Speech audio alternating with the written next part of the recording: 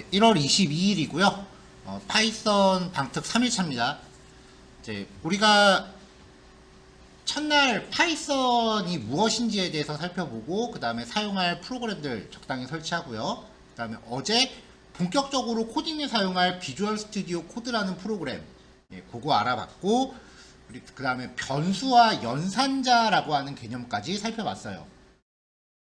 그래서 내용이 크게 어려운 부분은 아니었기 때문에 어제는 분량이 좀 적은 분량은 아니었습니다.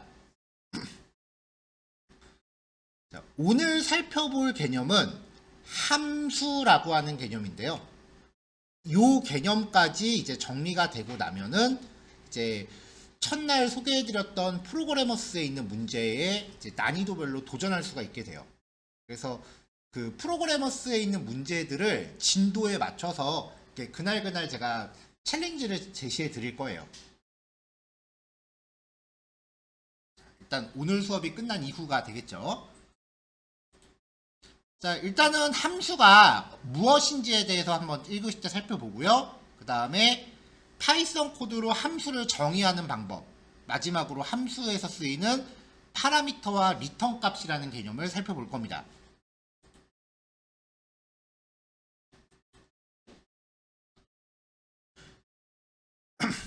굉장히 아쉽게도요, 여러분들이 알고 있는 그 함수가 맞습니다. 우리가 몇 년 동안 학교 다니면서 들어왔던 그 함수와 같습니다.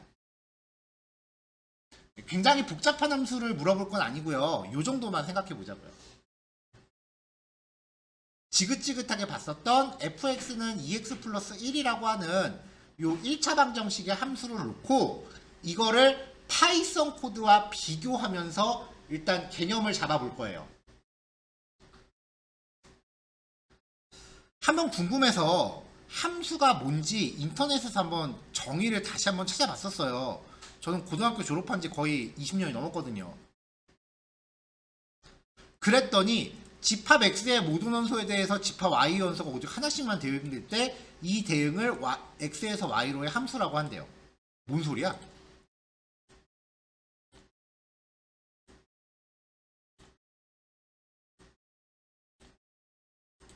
자, 지금 요 함수 같은 거 보면은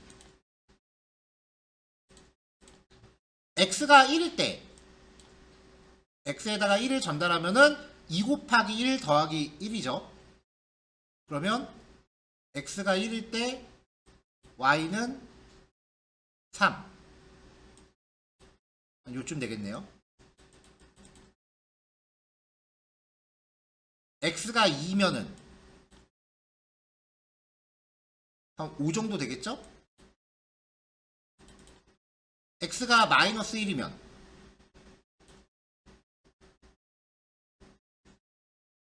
마이너스 1 정도 되겠죠? x 값이 1일 때 y 값이 두 개가 튀어나올 수는 없죠. 그럴 때 이제 얘네들을 쭉 모아놓은 거, 요 값들을 모으면은 점들이 무수히 많으면 직선화 되겠죠. 뭐 이거를 함수라고 한대요. 이딴 개념 지금 필요 없어요.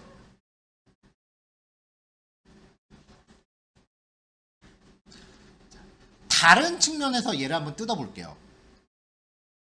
자, 일단 이렇게 방정식이 정의되어 있다면 f에다가 1을 줬을 때 y의 결과값을 우리가 아래와 같이 계산할 수 있죠. 이게 가능하려면 fx가 2x 플러스 1이라고 사전에 정의가 돼 있어야 돼요. 그러니까 여러분들이 문제집을 딱 받았는데 fx가 뭔지 알려주지 않고 f의 5를 구하라 라고 하면은 그건 문제가 성립이 안 되잖아요.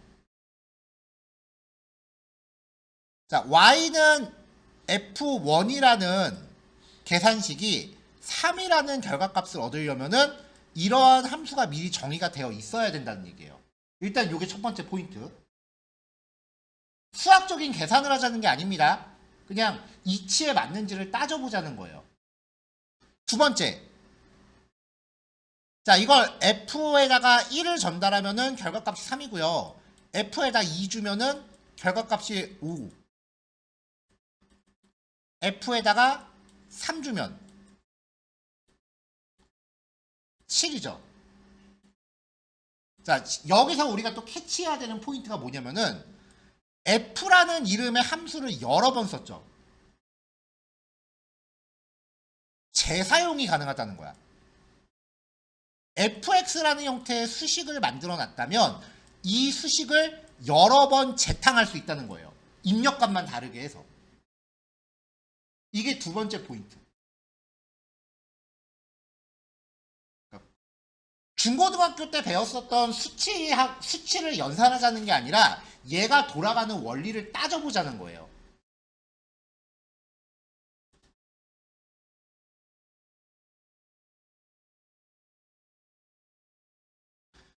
지금 말한 이러한 개념이 모든 프로그래밍 언어에도 똑같이 있고요. 당연히 파이썬에도 있습니다. 자, 프로그램에서 함수는요, 연산. 프로그램이 연산을 한다는 건 어떤 기능을 구현한다는 뜻이에요. 그 기능을 그룹화해서 재사용하기 위한 단위예요. 재사용이 포인트예요. 파이썬에서 함수를 만드는 방식은요, 일단 정의하다, define이죠. 앞에 세 글자만 따서 def라고 예약어를 적습니다. 예약어라 하는 거는 기능이 정해져 있는 단어라고 했어요. 어제 우리가 예약어 두 개를 먼저 봤어요. true, false. 그리고 새롭게 보는 예약어는 def. 그 다음에 이제 함수 이름을 뒤에다 적어요. 우리가 알고 있는 함수 이름 대표적인 건 그냥 f잖아요. 그쵸? 근데 이 함수 이름은 변수 이름 만들듯이 여러분들이 알고 있는 단어를 총동원하는 거예요. 주로 단어 이름을 봤을 때, 이 함수 이름을 봤을 때 얘가 어떤 연산을 수행한다라는 거를 직관적으로 알 수 있게끔 정하는 게 좋아요. 자, 잠깐 다시 앞 페이지 갈게요. 이렇게 방정식을 정했어요. 그리고 끝났어. 아무것도 없어. 그냥 fx는 2x 플러스 1이다 라고 문제가 그렇게만 나오고 다른 지문이 없어. 그러면 그게 의미가 있나요? 뭐 어쩌라고 그걸로, 그쵸? 함수를 만들면 최소한 써먹어야 얘가 작동을 하는 거 아니에요. 프로그램도 함수를 이런 식으로 만들어 놓기만 하면 아무 작동 안 합니다. 얘를 반드시 사용을 해줘야 돼요. 이거를 함수를 호출한다 라고 표현을 합니다. 함수를 사용할 때는 함수 이름 적고 괄호 열고 닫으면 돼요. 자, 함수를 호출할 때는 소스 코드 상에서 함수의 정의가 호출보다 선행돼야 됩니다. 예를 들어서 여러분들한테 제가 문제를 하나 내는데, 자, y는 f1 10이다. 이때 y를 구하시오 라고 문제를 내버리면은 이게 문제가 말이 되나요? 최소한 f1이라는 함수가 뭔지는 알려주고 문제를 내야 될 거 아니야. 함수의 정의가 호출보다는 선행되어야 된다. 계산을 하자는 게 아니에요. 그거에 거부감 갖지 마세요. 그냥 우리가 여태까지 해왔던 거를 하나하나 이치를 따져본 거예요.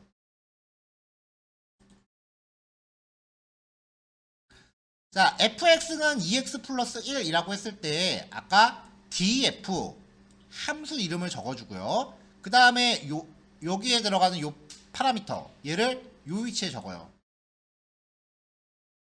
그 다음에 함수에 속한 명령어를 작성을 해주고요. 그 다음에 이제 내가 결과값을 되돌려줘야 된다 라고 하면은 return이라는 키워드로 값이나 식을 명시합니다. 그러니까 이러한 방정식을 파이썬 코드로 풀면 이렇게 나와요. fx는 2 곱하기 x 플러스 1을 돌려줘라 라고 돼요. 여기에서 return도 예약어입니다. 그러면 파이썬에서 이런 걸 정해놨다면 우리는 파이썬 코드로 y는 f에 1을 주세요. 그러면 1로 1이 들어가서 이 결과값을 계산해갖고 반환을 해줘요. 결과 출력하는 거고요. F에다 5를 주세요 라고 하면은 1로 5가 들어와서 결과값을 계산한 다음에 그 결과값을 Z에다 넣는 거죠. 그럼 결과값 출력되고요. 여기서 보는 게 F라는 이름의 함수를 2번 재사용했다. 자, 이 개념을 확실히 정리하세요.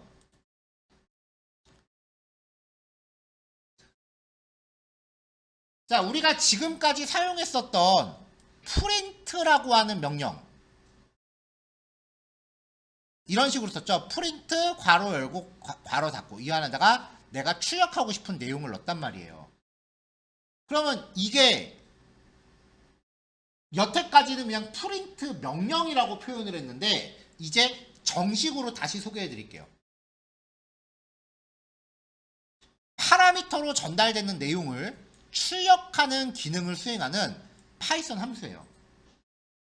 자, 근데 이 프린트라는 함수를 우리가 만든 적이 있나요? 아까 분명히 얘기했죠. 함수를 호출하기 위해서는 반드시 그 함수가 먼저 정의되어 있어야 한다. 근데 이런 거 우리 만든 적이 없잖아요.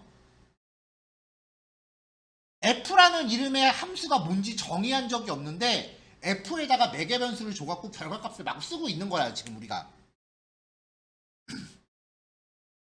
파이썬에 미리 내장되어 있는 함수예요. 이렇게 개발자한테 제공될 목적으로 프로그래밍 언어에 미리 정의되어 있는 함수를 내장 함수라고 해요. 그러니까 우리가 첫날부터 명령어라고 사용했던 거는 모두 함수예요.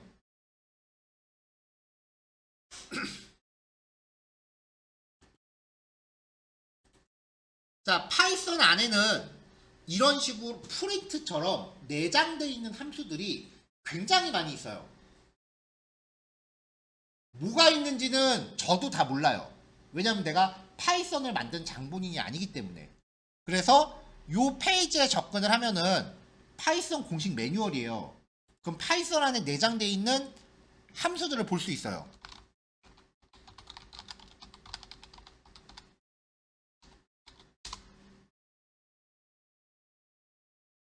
자, 캡처는 3.11인데 지금 3.13이네요. 뭐 기본적인 함수는 똑같아요. 여기에서 우리가 사용했었던 프린트라는 함수를 검색을 해보면, 자, 여기 프린트 파이썬 함수라고 돼 있죠. 얘를 클릭하고 들어가면은 설명이 이렇게 나옵니다.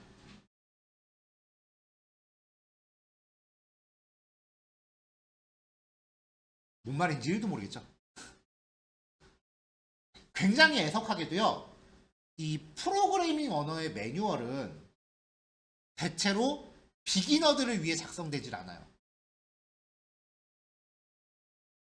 그냥 프로그래밍 언어 기본적인 거 한두 개는 할 줄 알겠지라고 전제하고 배경 지식이 꽉꽉 차 있다라고 생각하고 작성이 돼요. 되게 불친절해요. 우리는 지금 여기서 스트림이 뭔지도 모르고요. 바이너리 모드 파일 객체가 뭔지도 모르고요. 플러시 키워드라는 게 뭔지도 모르고요. 프로퍼티가 뭔지도 모르고요. 모르는 거 투성이기 때문에 이 매뉴얼을 바로 습득할 수가 없다라는 거예요. 자, 타입이라는 함수 설명을 보면 이렇게 돼 있어요. 그러면은 보통 이제 수업, 프로그래밍 책이나 이런 수업에서는 이게 파이썬을 만든 사람들이 작성한 매뉴얼 원본이니까 이걸 보고서 이런 식으로 재해석을 해서 제시를 해드리는 거예요. 자, 타입이라는 함수는요, 매개 변수로 일반 변수를 줬을 때 그 변수의 데이터 타입을 판단해서 반환을 해요. 우리 기본 데이터 타입 봤었죠? 논, 인트, 플롯, 스트링, 불 이런 애들이요. 그걸 판단해서 반환을 해줘요.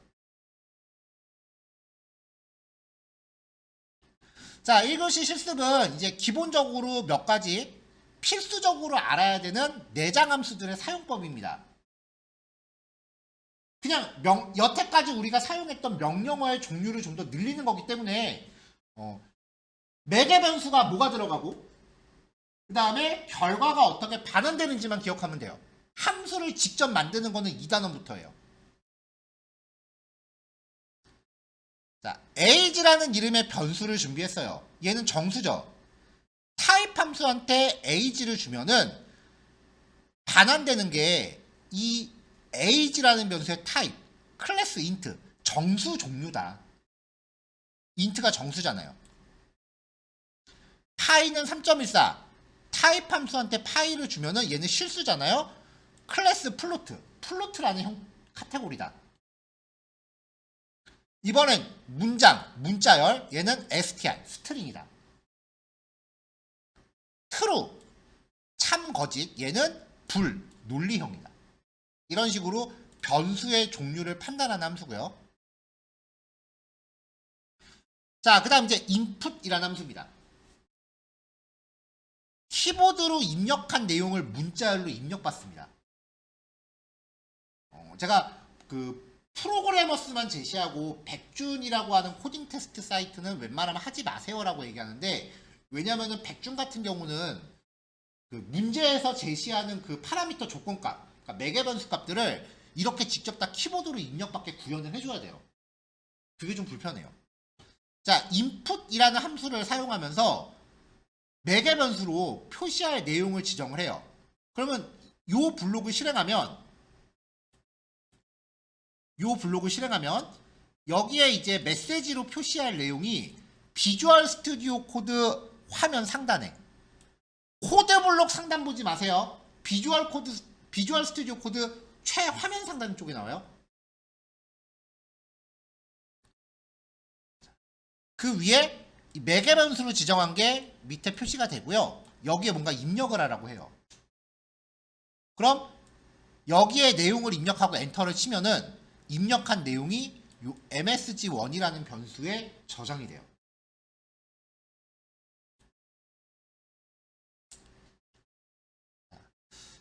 그래서 여기 실습이라는 딱지 붙은 페이지만 하시면 돼요. 자, 인풋해서 메시지 입력하세요 라고 하면은 입력을 하고요. 출력을 합니다. 자, 그 다음에 이 입력값이 저장된 변수의 타입을 확인해 보면은 str, 문자열이라고 나와요. 이게 하나 포인트야. 사용자가 입력한 내용의 데이터 타입은 문자열이에요. 여러분들이 나이를 입력하세요 라고 해서 20이라는 숫자를 입력해도 걔는 문자열이에요. 따옴표가 감싸져 있어요. 계산이 안 돼요.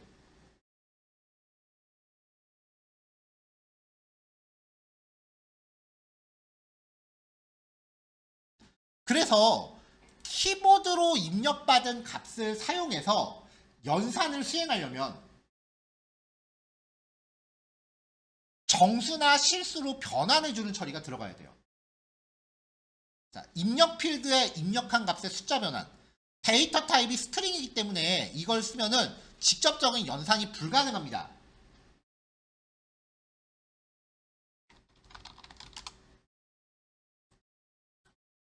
(20) 더하기 50은 70이지만 따옴표로 감싼 20 더하기 50은 연결이에요. 2050이에요. 연산이 안 돼요. 어떤 프로그램이건 사용자가 직접 입력한 모든 값은 문장으로 처리돼요. 그러니까 예를 들어서 여러분들이 두 군데에다 계좌 이체를 할 거예요. 한 군데에다가 5,000원을 이체하고 또 다른 곳에 10,000원을 이체할 거야. 그러면 이게 15,000원이 내 통장에서 빠져나가야 되잖아요. 근데 키보드로 입력한 거는 이렇게 인지되기 때문에 정수나 실수로 변환하는 처리를 거치지 않으면 실제로 내 통장에서 빠져나가는 금액은 이게 빠져나갈 거라고요. 이 정도 빠져나갈 돈이 있었으면 좋겠다. 그러니까 사용자 입력값을 핸들링할 때는 굉장히 주의해야 돼요. 안 그러면 굉장히 큰 오차가 발생을 해요.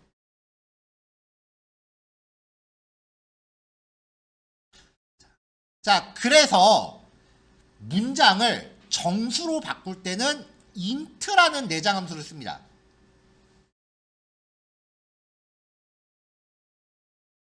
자, 입력값을 그래서 int라는 함수한테 매개 변수로 전달한 거예요.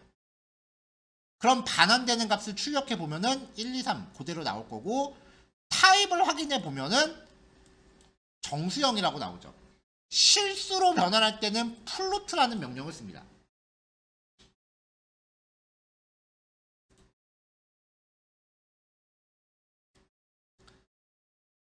정수하고 실수를 상호 변환할 수도 있어요. 정수형 변수 num1을 플로트 함수한테 전달하면 실수로 바뀌어요. 어떻게 비교하느냐? 뒤에 소수점 0이 붙어요. 프로그램은 정수하고 실수를 사실 엄격하게 구별해요.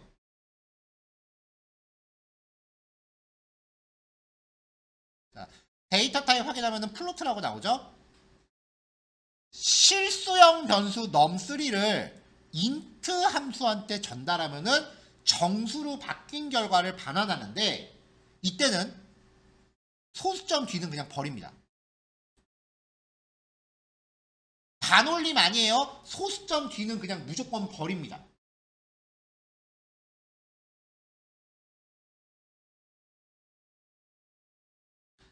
자, 우리가 사용했던 문자열 출력한 내용을 출력하는 프린트 함수 life is short 더하기로 연결하면 아까 말했다시피 이렇게 연결을 해요. 근데 띄어쓰기로 구별해서 여러 개를 지정해도 연결해서 출력해줘요.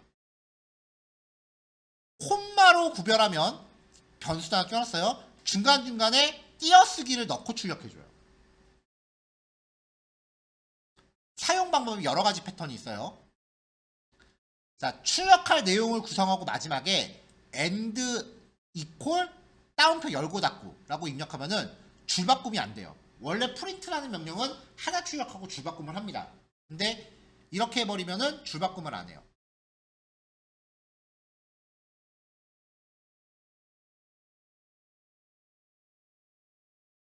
자, 그래서 you need python and 이런 이모티콘을 넣었다. 그러면 콤마로 구별하면은 중간에 한 칸씩 띄어 쓴다 그랬죠? 한 칸씩 띄어 쓰고 그 다음에 마무리로 이런 게 출력되는 거죠. 자, 마지막 페이지요. 자, 이런 간단한 계산을 하는 함수는 알아둬야만 그 코테 문제 풀 때 조금 편해요. 자, 포 제곱근을 구해요. 곱하기 두 번 하는 연산하고 동일하고요. ABS 절대값을 구해요. 얘네들은 그냥 명령어니까 기억해 놓으시면은 코테 문제 도전하는데 좀 좋다라는 겁니다. 자, 1교시 여기까지 할게요. 30분까지 실습하시고요. 10분 쉬었다가 10시 40분에 시작하겠습니다.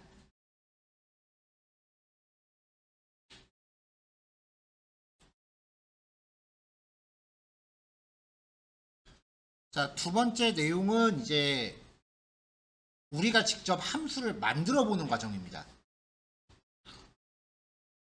아까 앞에서 기본 그 구문 구조가 잠깐 나오긴 했는데요. 함수는 아까 말했다시피 이제 자주 쓰는 명령어를 재사용하기 위해서 그룹으로 묶어 놓는 거예요. 단순히 함수를 만드는 것만으로는 아무 동작도 하지 않아요. 자, 여기 보면은 say hello라는 이름의 함수를 만들고 있고요. 이 안에서 프린트 명령 두 개를 묶어버렸죠. 그러면 이제 이 say hello라고 만들어 놓은 함수를 호출할 때마다 요 한 세트가 실행되는 거예요. 여기서 또 호출하면 다시 한 세트가 또 실행되는 거죠.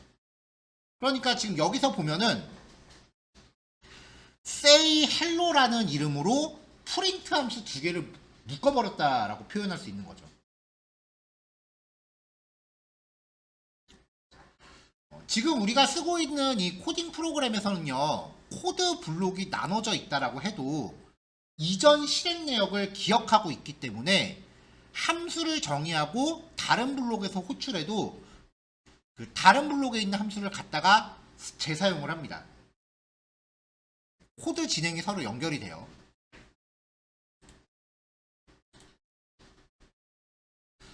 자, 이제 요 괄호 안에 들어가는 걸 좀 더 디테일하게 보죠. 수학에서는 매개변수라고 부르죠. 그래서 이 값 x에 따라서 각각 결과가 달라져요. 그래서 함수 f가 연산을 수행하기 위해 주어지는 조건값을 우리가 매개변수라고 하는데 프로그램에서는 파라미터라고 부릅니다. 사실 같은 말이에요. 그래서 함수 이름 뒤 괄호 안에서 변수 형태로 이렇게 명시를 하시면 돼요. 파라미터가 있는 함수는 호출할 때 괄호 안에 값을 전달해야 됩니다. 자, f에다가 x를 파라미터로 받는 함수를 만들었어요. 그럼 y는 x 플러스 1, 프린트 y. 그러고 나서 이제 얘를 실행하면은 요 숫자 2가 요 f로 전달되는 거죠. 그럼 y는 3이 될 거고요. 출력하라 그랬으니까 3을 출력하겠네요. 자, f에서 3을 줬으니까 이번엔 1로 3 들어오겠죠? y는 4가 될 거고 프린트 y 하면 4가 되겠죠. 함수를 만들 때 이렇게 파라미터를 명시했단 말이에요. 그럼 호출하면서 거기에 해당하는 파라미터를 주면은 얘가 잘 작동을 해요. 카운트가 2가 되는 거죠. 근데 호출할 때 파라미터를 전달 안 하면은 에러가 나요. 카운트라는 이름의 조건값이 한 개가 미싱되었다 라면서 에러가 나죠. 여러분들 주피터에서는 밑에 보이는 이 디테일 에러 메시지가 안 나올 거예요. 여기 Show Details라고 하는 이 버튼을 클릭하면은 밑에 상세 내용이 열립니다. 그래서 지금 이 코드는 일부러 에러를 만든 코드예요. 저번에도 이야기했지만 에러가 날 때 반드시 그 내용을 확인하고 그 에러를 어떻게 수정하면 될지를 꼭 확인하고 넘어가세요. 에러를 어떻게 고쳐야 될지 잘 이해가 안 되시면은 그거는 단톡방에 질문을 올리거나 저한테 아니면 오프라인으로 직접 물어보세요. 지금은 어떻게 수정할지 모르는 게 너무나 당연한 단계니까. F에 x, y를 줘요. 그러면 x 플러스 y 플러스 1 이런 식으로 수식을 만들 수 있죠. 매개변수가 x랑 y가 돼요. 어떤 함수가 연산을 수행하기 위해서 2개 이상의 조건값이 필요하다면 이렇게 콤마로 구별해서 명시할 수 있습니다. 프로그램도요. 함수가 실행할 때 2개 이상의 파라미터가 필요하다면 콤마로 구별해서 선언할 수 있어요. 그럼 호출할 때 당연히 짝 맞춰서 보내주면 돼요. hello라는 이름의 함수가 x, y 2개를 받아요. 그러면 더해서 출력하는 기능을 하는데 그럼 얘는 호출할 때 2개를 짝 맞춰서 주면 되는 거죠. 결과값 확인까지는 안 하고 넘어갈게요.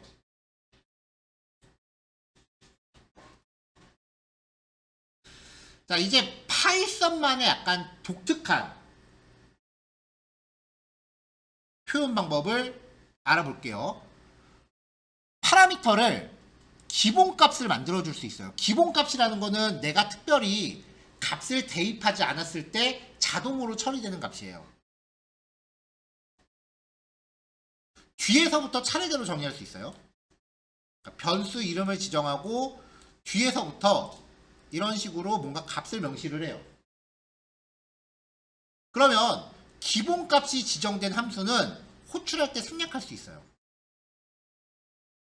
그러면 아까 사용한 이 기본값이 자동으로 대입이 되는 거죠. 기본값을 안 준 상태에서 생략하면 에러 납니다.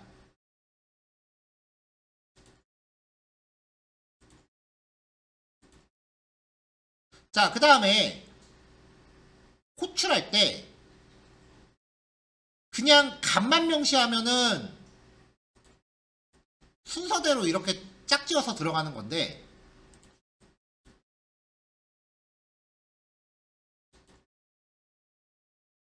이름 이퀄 값, 이름 이퀄 값 이런 식으로 주면은 값에 전달하는 순서를 내가 무시하고 줘도 돼요.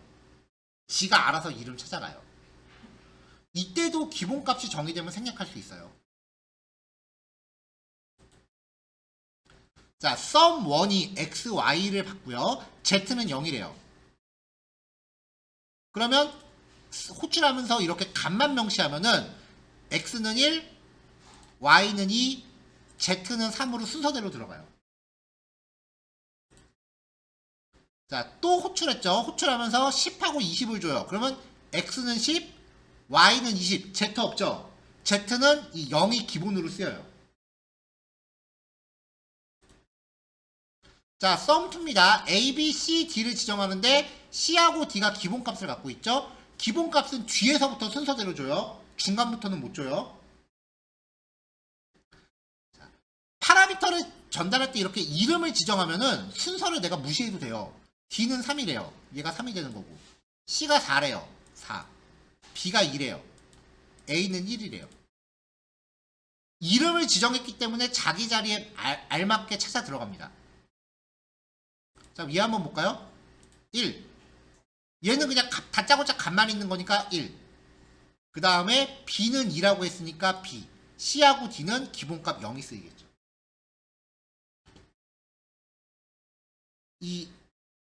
지금 이렇게 파라미터 이름을 지정하는 게 데이터 분석 쪽에서는 상당히 많이 나오는 패턴이에요. 그러니까 이렇게 쓸 수 있다는 것도 염두를 해 두시면 됩니다. 자, 1교시 분량이 좀 많아서 2, 3교시는 분량이 좀 적습니다. 자, 함수 정의하는 방법까지 실습하시면 되고요. 1교시 실습 시간이 좀 짧았을 것 같아요. 네, 그러니까 이거까지 해서 조금 러프하게 11시 20분까지 정리하시고요. 10분 쉬었다가 11시 30분에 이어서 하겠습니다.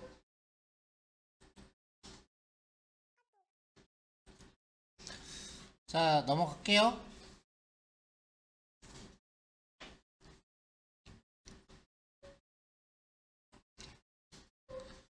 자, 세 번째 내용은 이제 함수의 결과값에 대한 얘기입니다. 이미 이 내용도 1단원에서 오픈이 됐었고요. 다른 단원보다 내용이 짧아요.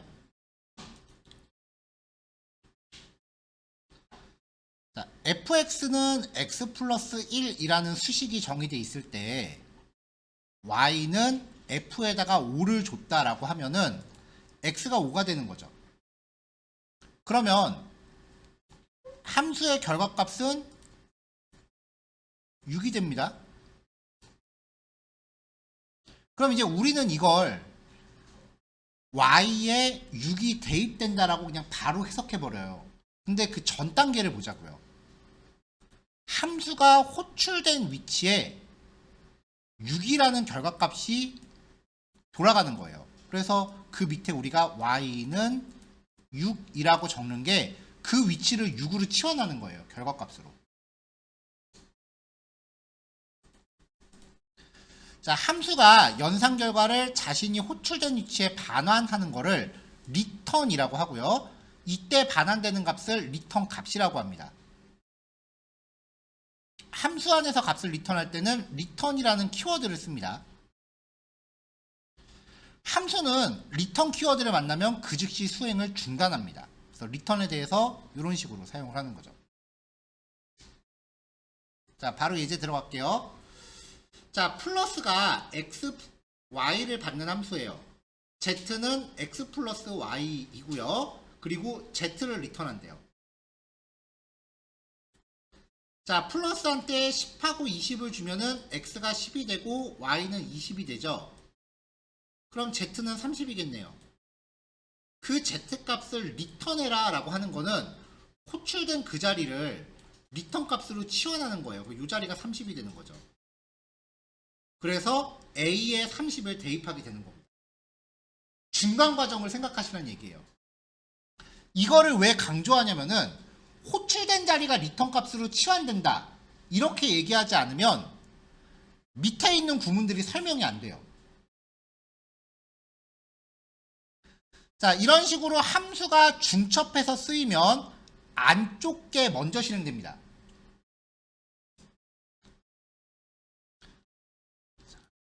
그러면 플러스를 호출하면서 100과 200을 준단 말이에요. 그럼 Z는 300이죠? 그럼 300을 리턴하잖아요. 리턴된 자리가 리턴 값으로 치환되는 거예요. 그래서 프린트 300이 되는 거죠. 리턴 값을 갖는 함수는 전체가 수식에 포함될 수도 있어요. 자, 플러스한테 5하고 10을 줍니다. 5하고 7이요. 그러면 Z는 12겠죠? 자, 12를 리턴하면은 그 자리가 리턴 값으로 치환돼요. 12. 그래서 12 더하기 100이니까 112가 되는 거죠.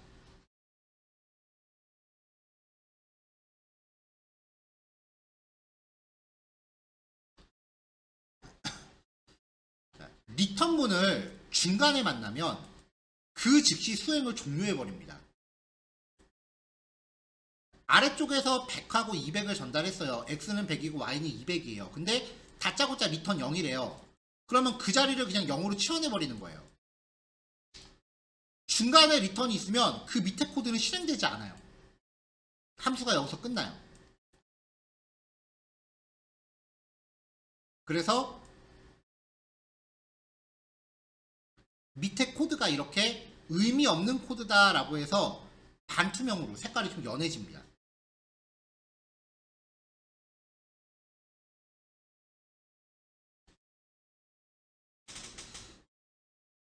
A가 100이고 B가 200일 때 풀을 만들면서 C는 A 더하기 B래요. 프린트 C를 하래요. 여기까지는 에러가 안 나요. 왜냐면 함수를 정의하는 건 실행이 안 되니까. 자, 그 다음에 이제 여기서 호출을 하면 멀쩡히 실행이 된단 말이에요.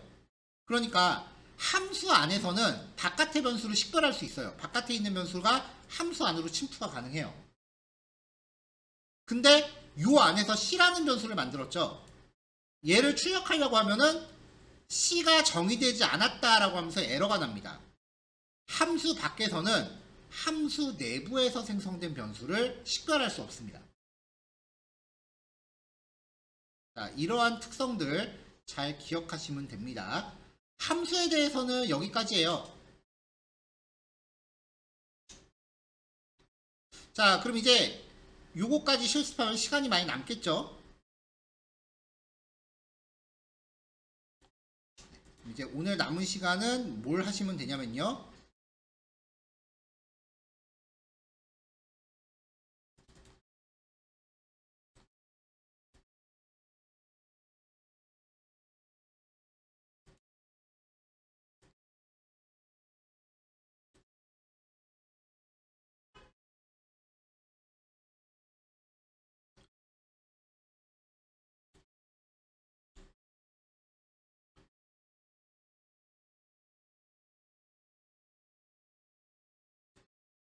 자, 제가 이런 페이지를 하나 드렸어요. 얘기했던 대로 프로그래머스 사이트에서 현재 우리 진도에 맞는 문제들을 추린 겁니다. 여기서 바로 클릭하면은 페이지가 넘어가긴 하는데, 그러면 이제 이 PDF도 닫혀버리니까 여기서 클릭할 때 Shift를 누르고 클릭하세요. 새 창으로 뜰 거예요.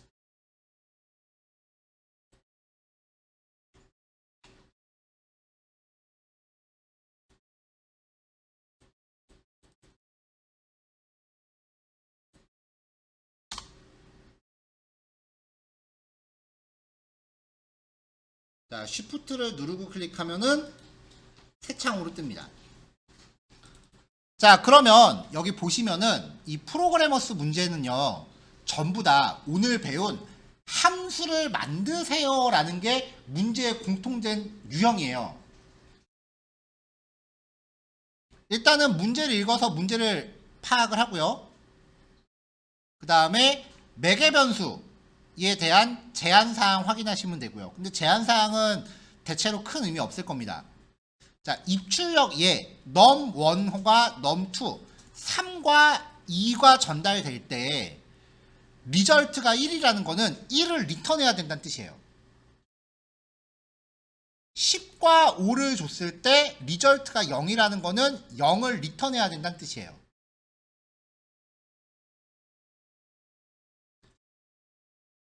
근데 지금 여기에서는 그냥 단순히 만들어 보면은 뭐 코드 실행 버튼이 있긴 한데 만약에 내가 에러가 나면 어디가 에러인지 몰라요.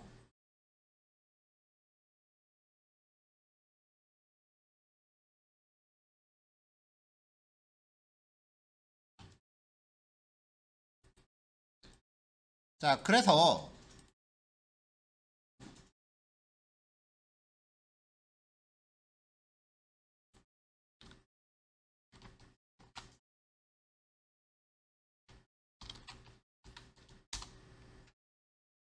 잘못 만들었다 파일.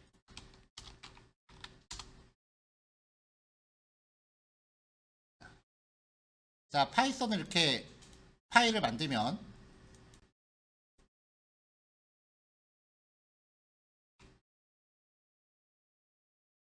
자, 먼저 이렇게 문제 기본 함수가 제시가 될 거예요. 이거를 여기다 갖다 놓고 이 여기 나와 있는 요 기본 함수를 이렇게 갖다 놓고 그 다음에 얘가 제대로 실행되는지를 알고 싶으면은 요 입출력을 사용해서 이 솔루션이라는 함수를 내가 직접 호출을 해봐야 돼요. 자, 솔루션을 호출하면서 num1과 num2가 각각 3과 2고 리절트가 1이다. 그러면 print solution 3, 1 했을 때 얘가 결과값이 1이 돼야 되겠죠. 왜 실행이 안 돼? 자, 근데 지금 마이너스 1이 되는 거죠. 한 줄 더. 여기에 있는 num1과 num2를 10과 5로 줬을 때 출력 결과가 0이 나와야 돼요. 10과 5를 줬을 때 출력 결과가 0이 나와야 돼요. 이렇게 블록 따로 하는 게 귀찮으면 이렇게 한 번에 해도 됩니다. 자, 이제 이렇게 만들어 놓고 문제를 보고서 여기를 풀어보세요.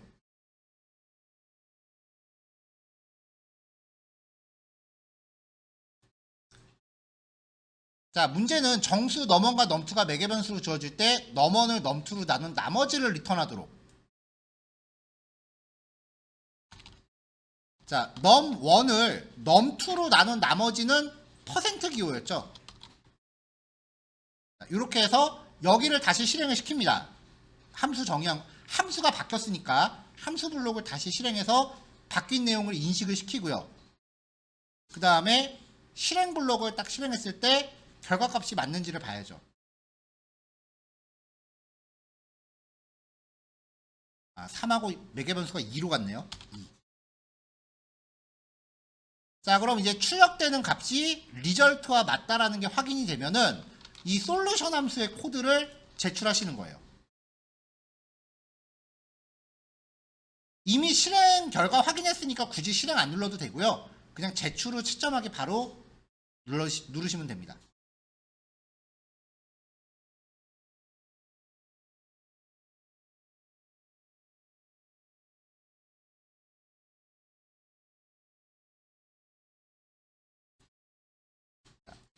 프로그래머스 사이트에 보면은 여기 날짜별로 문제가 나눠져 있는데 수업에서 제시하는 거는 이 날짜 구별을 무시하고요. 왜냐면 얘네가 공부를 끝까지 다 한 다음에 하루하루 푸는 게 기본이라서 진도가 막 섞여 있어요. 그래서 이걸 하루에 한 개씩 막 공부하면서 풀려고 그러면은 안 배운 것도 막 나와요. 그래서 여기에서 정해진 이 날짜 기준을 무시하고 진도에 맞춰서 문제를 다시 뽑은 거예요. 그래서 오늘은 여기 있는 문제들까지 푸셔서 결과 확인하시면 되고요. 푸시면서 도움 필요하신 경우에는 저 부르시면 되고요. 자, 여기까지 질문 있으신 분?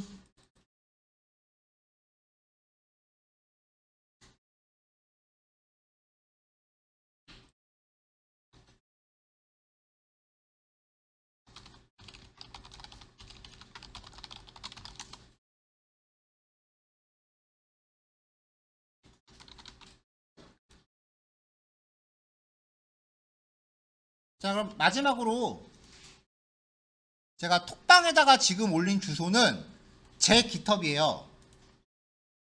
클릭하고 들어오시면은 여기 프로그래머스 안에 폴더 안에 레벨별로 이제 문제들 제가 푼 답 코드가 있어요.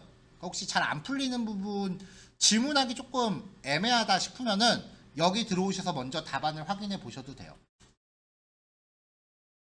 대체로 답을 확인하면은 별거 아니었던 경우가 많아요. 왜 이 생각을 못했을까 하는 경우가 많아요. 근데 풀기도 전에 바로 답안을 먼저 확인하지는 마세요. 이제 보다 보면은 어떤 문제는 제가 그 다른 프로그래밍 언어로 풀어서 파이썬 코드가 아직 등록이 안 돼 있는 경우가 있어요. 지금 이런 거는 지금 자바로만 풀어놓고 파이썬으로 아직 안 풀어놨거든요. 이런 거는 단톡방에다가 어떤 문제 답안 올려주세요라고 요청글 올리세요.